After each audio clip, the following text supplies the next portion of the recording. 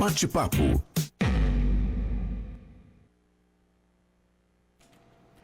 Vamos com o nosso bate-papo, Elisângela. Daqui a pouquinho a gente vai atualizar informações da polícia com o colega Márcio Steiner, nessa segunda hora agora do Panorama. Nós estamos em contato com o Eduardo Kaufmann, ele é consultor em alcoolismo, em dependência química. O Eduardo que sempre nos ajuda com essa pauta bastante importante, inclusive ele lidera o programa de Cara Limpa aqui na emissora. Eduardo, bom dia, bom falar contigo. Oi, Aline. Bom dia, Aline. Bom dia, Elisângela. Bom dia aos ouvintes. Bom dia. Sim, muito feliz.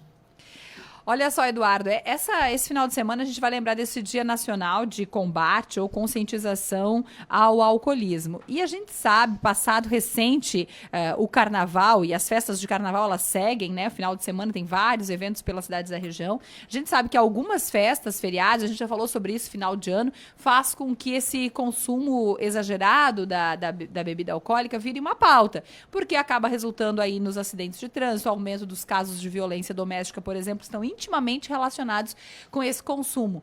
Esse consumo exagerado, Eduardo, essa brincadeira, inclusive, que se faz da ressaca depois do carnaval, é um sinal de alerta para o alcoolismo? Sem dúvida alguma, Aline. É um sinal de alerta, sim, porque a pessoa que está, tendo esse tipo de consumo, né, e extrapolando aqueles níveis que a gente costuma dizer sociais de consumo, né, porque está tendo um aumento da sua tolerância e também está perdendo o controle em alguns momentos, né? Aquela pessoa que a gente costuma dizer que se passou, né? Aí fala o que não queria, faz coisas que não deveria ter feito, enfim. Sim, sem dúvida alguma, já é uma demonstração de um descontrole com o consumo da substância. Esse descontrole, Eduardo, já é um indicativo de que a pessoa é dependente do álcool e que outros sinais a pessoa pode apresentar? Olha só, recentemente, né, as questões de diagnósticos elas vão, com o passar do tempo, evoluindo, né? E isso é muito bom. Então, hoje, a gente se fala muito, tá, na questão do TUS, que é o transtorno por uso de substância, porque o que acontece, pessoal? A pessoa ela pode ter um transtorno com o uso de determinada substância, mas não necessariamente ser dependente. Ou não ter aquele comportamento que muitas vezes a gente vê como dependente. Por exemplo, tem pessoas que passam um longo período sem beber, 3 meses, 6 meses, 1 ano, mas aí começam a beber num determinado dia, muitas vezes num evento, e acabam literalmente ficando embriagadas e causando uma série de prejuízos para si e para outros, né? Então, essa pessoa, ela não é necessariamente um dependente, mas ela é uma pessoa que tem um transtorno por uso, né? Ela não funciona, né, de maneira adequada, para ficar assim mais fácil dos ouvintes entender, com o consumo dessa substância. Mas existem 7 critérios diagnósticos para a gente avaliar a questão de a pessoa ter problema com álcool ou não, tá? Eles são, não tem aqui agora como falar os 7, né? Mas assim, os mais comuns é o aumento da tolerância, ou seja, a pessoa começa a ingerir uma quantidade cada vez maior de substância, né? O organismo vai se acostumando, e para ter o mesmo efeito que ele tinha antes com uma quantidade menor, ele precisa aumentar essa quantidade, certo? Uma outra questão muito importante é quando o indivíduo começa a dar uma prevalência maior para o seu consumo de substância do que para outras coisas que antes ele dava maior valor. Por exemplo, o indivíduo tem um hobby, ele deixa esse hobby de lado porque ele tem já, né, um desejo maior, até uma necessidade maior de estar consumindo a substância a qual ele é dependente. O indivíduo, por exemplo, deixa a família de lado, né, não faz mais programas onde não tem a bebida alcoólica, também é um indicativo, né, muito grande. E um indicativo assim, que daí já começa a se apresentar em, né, um dos critérios em casos mais já agudos, já de dependência, é a síndrome de abstinência, né? Mesmo que o indivíduo não consuma a substância por poucas horas, no caso do álcool, o cidadão fica aí 10, 12, 24 horas sem beber e ele já começa a apresentar sintomas de abstinência. O mais comum e popularmente conhecido, né, os tremores de extremidade. Tá? Então, começa a ter aqueles tremores, né? Não consegue assinar, não consegue tomar café de manhã cedo, né? E é uma coisa bem interessante, porque esse sintoma ele vai passar a partir do momento que o indivíduo reinstalar o quadro alcoólico dele, ou seja, se ele beber e mais uma vez equilibrar o nível de alcoolemia que ele já está acostumado a ter no sangue, esse sintoma passa. Tá? Então, são vários critérios, né? Na verdade, são 7 que a gente analisa para dar um diagnóstico de alcoolismo. E uma coisa que eu acho bem interessante ainda nesse ponto, aquelas questões que muitas vezes a gente usa como justificativa para negar o nosso problema com bebida, que é a frequência, a quantidade, o tipo de bebida, né? Tipo assim, eu só bebo final de semana, eu só tomo cerveja, não tomo cachaça, eu tomo só uma cervejinha socialmente, 1, 2 e tal. Nada disso é necessário ser analisado para dar um critério de alcoolismo, tá? Isso simplesmente só vai delinear o tipo de bebedor que o indivíduo é. Certo, meninas? Certo, Eduardo. Olha só, uma pauta que a gente ouve com muita frequência, esses dias até falávamos, antes da saída do carnaval, falávamos aqui com a audiência, é essa sensação de que as pessoas têm de que o consumir um pouco, ou seja, não se sentir bêbadas, né? E aí vamos imaginar esse cenário, né? A pessoa bêbada mesmo, caindo ali, fazendo o que não deve, falando o que não deve, que tá tudo bem, que o meu limite é outro, eu não fico alterado. E aí a gente já pode até fazer uma relação com o trânsito, né? Que a gente sabe que uma parcela significativa das pessoas julga que uma determinada quantidade não vai alterar os seus sinais, a sua condição, seja ela física ou intelectual. Cada um tem a sua dose, Eduardo. Agora, também faço essa pergunta porque a lei de trânsito, por exemplo, diz que é 0. E se é 0, é 0. É porque qualquer consumo pode realmente alterar aquele que está consumindo e vai, por exemplo, dirigir? Sem dúvida, Aline, sem dúvida. Essa lei, é óbvio que ela tem todo um embasamento técnico-científico, né? Então, não existe consumo de bebida alcoólica que não seja nocivo ao organismo humano. Ponto. Bebeu, certo? No caso que tange as questões, né, dessas atividades que requer uma destreza, né, nos reflexos, na coordenação motora, na atenção, na leitura, né, é óbvio que as questões cognitivas ficam prejudicadas, porque o álcool, né, qualquer bebida alcoólica tem a substância etanol, que é o princípio ativo que causa as alterações no indivíduo. E tu sabes que, né, eu estava no início do ano, aí saiu uma série de pesquisas, né, e a gente, puxa vida, né, tivemos aí um crescimento muito bacana, né, na diminuição dos acidentes decorrentes do consumo de bebida alcoólica no trânsito, né, nesses 15 anos já de lei seca, né, só que, infelizmente, o sinal de alerta foi ligado, porque de 2021 para 2023, tá, subiu de 5,4% para 5,9% a incidência de acidentes em função do consumo da bebida alcoólica. Parece pouco, né? Mas em números gerais, né, isso aumenta significativamente, né, o número de acidentes, né? Então, infelizmente, parece que se está aos poucos, né, perdendo o respeito pela lei, digamos assim. E é bem interessante o que tu falaste, porque realmente eu estava esses dias conversando com alguns profissionais da área, né? A gente estava numa roda de estudos aí, né? Sobre uma questão aí de dependência de jogos, né? Que é outra coisa que está alucinante com a febre das bet, né? Tal. E a gente chegou à seguinte conclusão: a sociedade brasileira e acredito que talvez até a mundial está passando por um período de negação coletiva dos prejuízos do álcool. Tá? E é muito posto nisso que tu falastes, né? O indivíduo ele começa a fazer comparativos que não tem nenhum embasamento técnico-científico, né? Para, na realidade, tirar da sua consciência, tirar o peso do seu consumo, né? Então, lógico, né? A pessoa ela vai se comparar com aquele alcoolista que está no fundo do poço, debaixo da ponte, caindo de bêbado com uma garrafa de cachaça de plástico debaixo do braço. Ah, eu não sou como esse indivíduo, eu tomo só a minha cervejinha no final de semana lá no clube. Mas essa cervejinha é uma cervejinha depois da outra, né?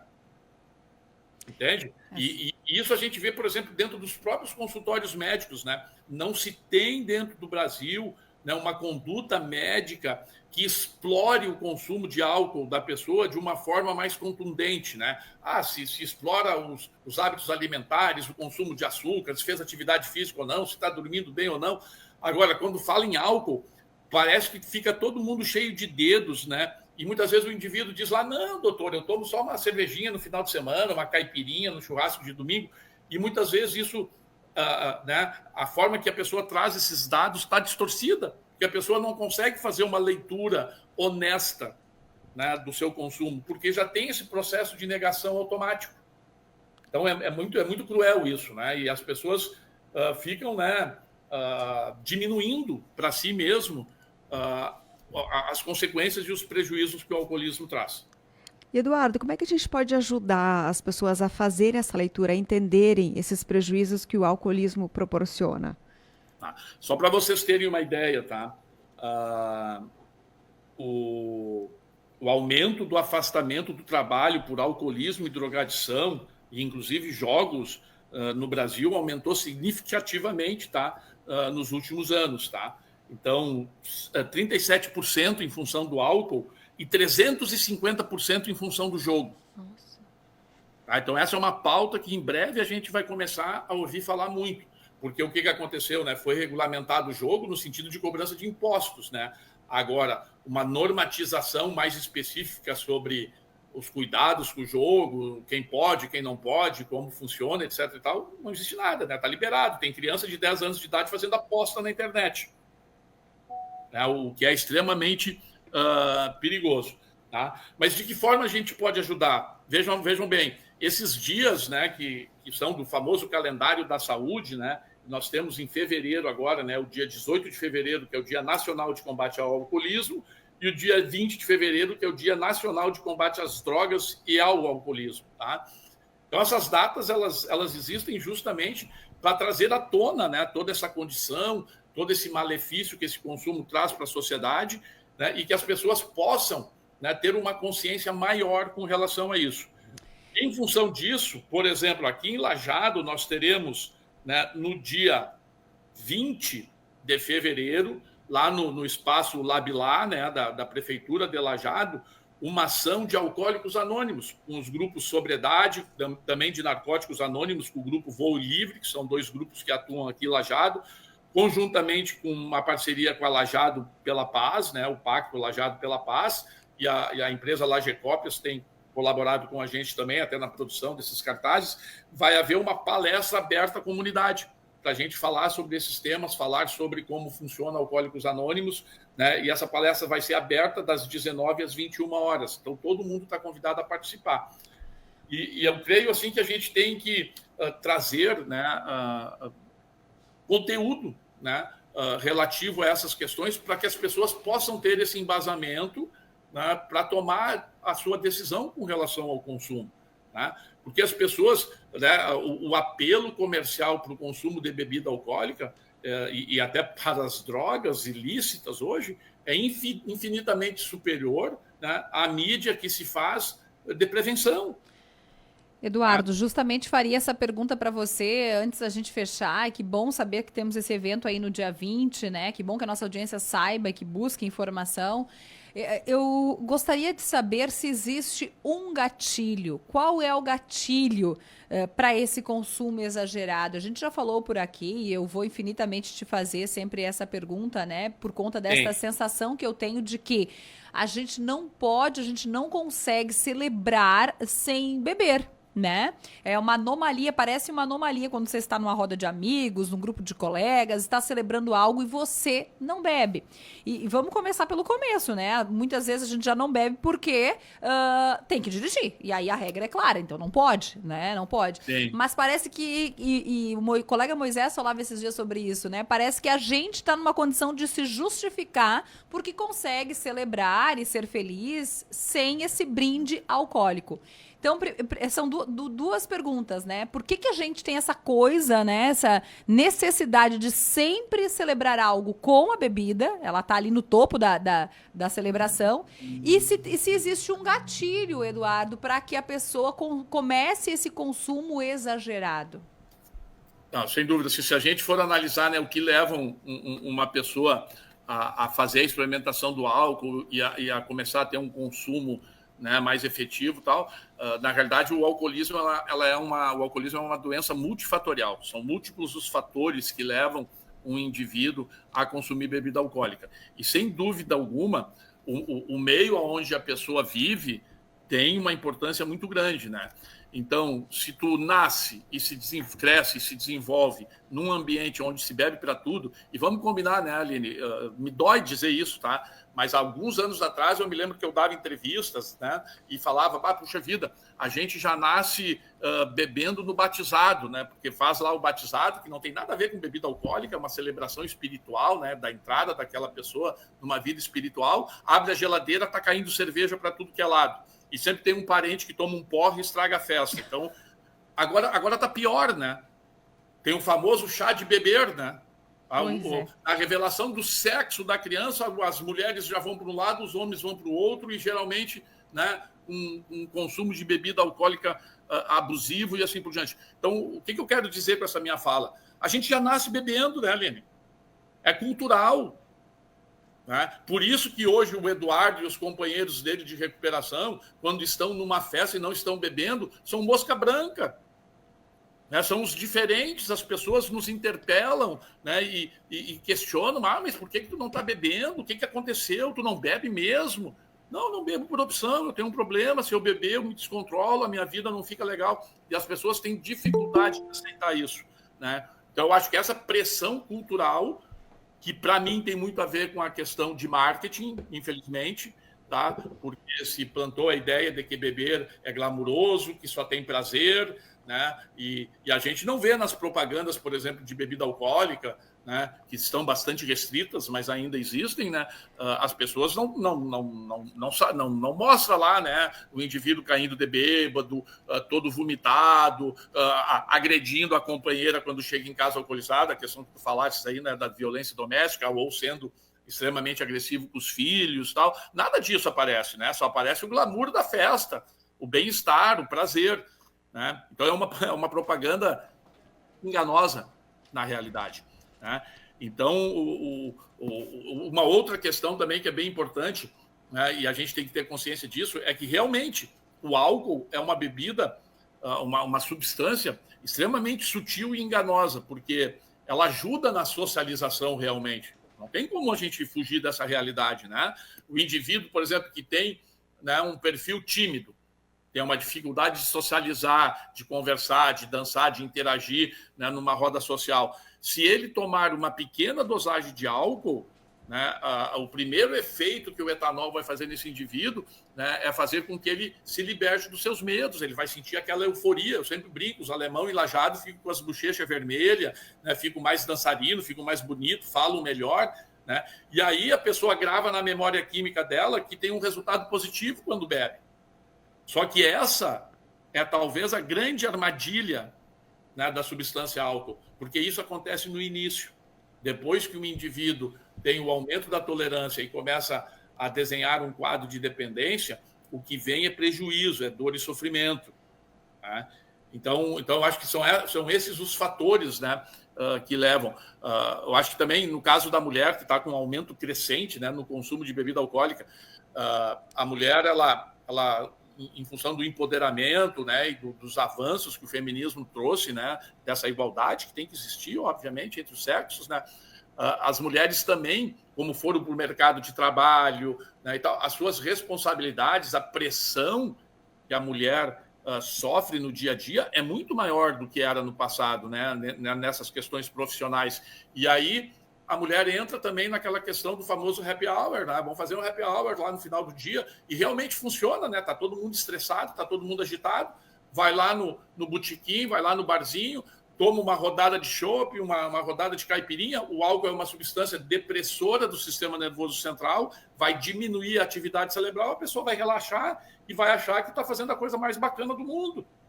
Só que é enganoso. Ali adiante, o resultado vai ser de prejuízo, né? Então, eu acredito muito, né, que tem essas nuances que muitas vezes as pessoas não conseguem se dar por conta e, por isso, né, esse cada vez aumento mais crescente do consumo de bebida alcoólica. Eduardo, nós temos um recado aqui na nossa live do Louis Gauer, que ele colocou o seguinte: bom dia, estou assistindo o programa e fazem 29 anos que estive na Central do Alcoolismo e graças a Deus estou muito bem. Então, parabéns ao Louis, 29 anos que ele conseguiu realmente ficar sem álcool, isso é muito, muito importante. Sem dúvida, né? E a gente aqui no Vale do Taquari, eu gosto muito de enaltecer isso, né? O Vale do Taquari é um vale pioneiro no tratamento das dependências, né? Apesar de a gente também ser, né, uma região de altíssimo consumo, né, de álcool e drogas, né? Até pela questão geográfica que o vale se põe, né? Mas também, né, a gente tem aqui pessoas que há muitos anos fazem um trabalho incansável, né, de formiguinha, muitas vezes secando gelo, como a gente costuma dizer, no combate, né, ao álcool e às outras drogas. Tem a Clínica Central, Dr. Roque Lopes, que até recentemente, se eu não estou enganado, talvez eu me engane no número de anos, mas acabou de completar 43 anos de sobriedade. Parabéns ao Lui aí também, né, por essa abstinência, né? Então a gente tem a Central, que é uma clínica reconhecida no Brasil inteiro, né, pelos trabalhos prestados.